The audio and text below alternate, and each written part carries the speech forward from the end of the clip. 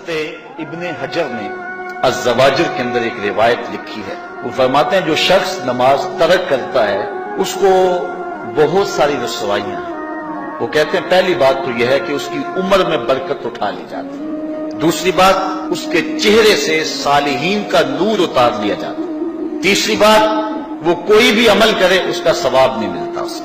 چوتھی سزا دنیا پر اس کو یہ ملتی ہے اس کی دعائیں قبول نہیں ہوتی، اور پانچویں سزا اس کے لیے یہ ہے کہ اس کے لیے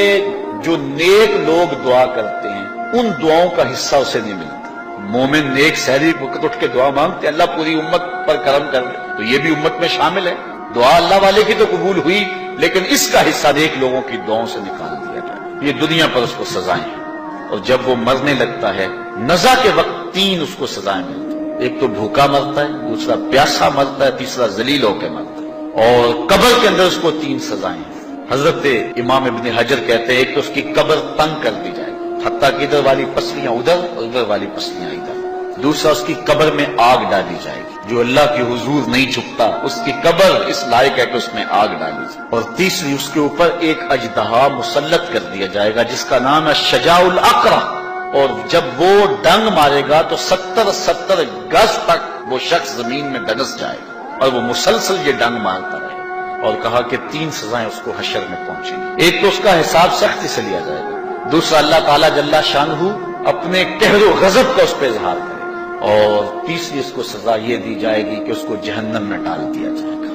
میں اور آپ آج کی اس بزم میں یہ پختہ عزم کر کے اٹھیں کہ آج ہم خود بھی اور اپنی اولاد کو بھی، اپنے دوستوں کو بھی، میرے والد گرامی فرمایا کرتے تھے جس سے دوستی ہونا اس کی انگلی پکڑ کے دین کی راہ پہ لے آؤ، یہ دوستی کا حق ہے، اس کے لیے آپ بہت کچھ کرتے ہیں لیکن اگر اس کو دین نہیں دیا تو کچھ بھی نہیں دیا۔ کوشش کرو میرا دوست ہو اور جہنم میں جائے۔ والدین بچے کے مستقبل کے لیے کتنی کوشش کرتے، لاکھوں روپیہ لگاتے ہیں مستقبل ٹھیک ہو جائے، یونیورسٹیوں کے اندر کالجوں کے اندر کتنی بھاری فیسیں بھرتے ہیں، میں نے دیکھا بوڑھا باپ اپنی کمر پہ بوریاں لاد کے مزدوری کرتا ہے، مائیں اپنا زیور بیچ رہی ہیں کہ اولاد پڑ جائے، میاں اتنا کچھ کیوں کر رہے ہو جی مستقبل ٹھیک ہو جائے۔ یہ مستقبل کتنا ہے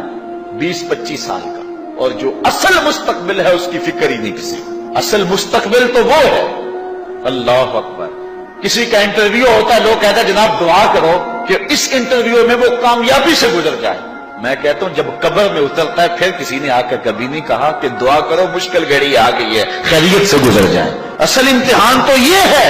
اگر اس امتحان سے گزر گیا تو کامیابی اور بامرادی۔ یہ تھوڑا سا مستقبل دنیا کا، اس کے لیے ہم کتنے پیسے لگا دیتے ہیں، سب کچھ اولاد کو آتا ہے، ہر شے فر پڑھتے اور بولتے ہیں، دعائے قنوت بھی نہیں آتی ہوتی، تو ہم اپنی اولاد کے لیے دین کا تحفہ اس کو کبھی نہ چھوڑیں۔ اچھا بعض والدین کی ایک سستی ہے، وہ آتے ہیں جناب تعویذ کر دو ہماری اولاد نماز نہیں پڑھتی، کہتے ہیں جی ہماری تو چلو گزر گئی، ہم تو نہیں پڑھتے یہ تو پڑھیں۔ میں کہتا ہوں یہ کیوں پڑھیں جب تم نہیں پڑھتے، تم مجھ سے تعویذ لینے آگے ہو جو تعویذ اللہ کے رسول نے تمہیں دیا تھا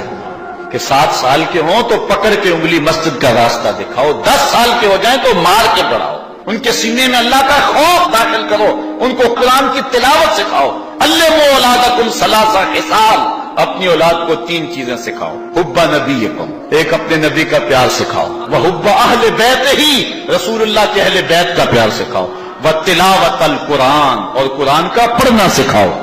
چھین لو سیڑھیاں ان کے ہاتھوں سے گانے والی، چھین لو ان کے ہاتھوں سے ناول اور ان کے ہاتھ میں قرآن دے دو۔